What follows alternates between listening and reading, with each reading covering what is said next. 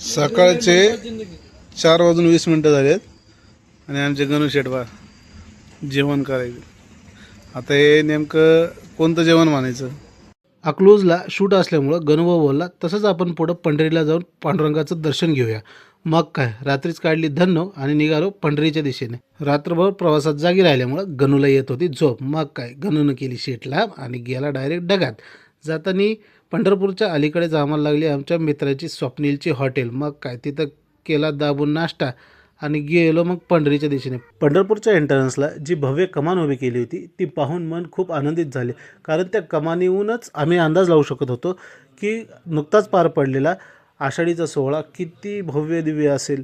जसजशी पावले मंदिराच्या दिशेने जात होती तसंच मनाला एक ओढ लागली होती की कधी आपल्या सावळ्या विठ्ठलाचं दर्शन होईल. आषाढी होऊन 8-10 दिवस होऊन सुद्धा पंढरपूरकडे येणाऱ्या भक्तांचा ओघ काही कमी झालेला नव्हता.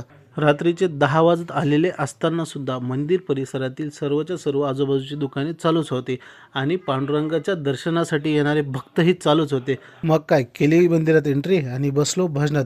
कधी गल्लीतल्या मंदिरात न जाणारे पोरं आज जवळपास पाऊण तास मेन मंदिरात भजनात मग्न झाले होते.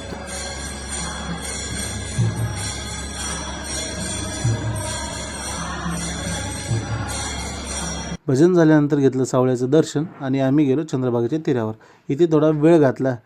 आता भेटूया उद्याच्या व्लॉगमध्ये. तोपर्यंत रामकृष्ण हरी. काळजी घ्या.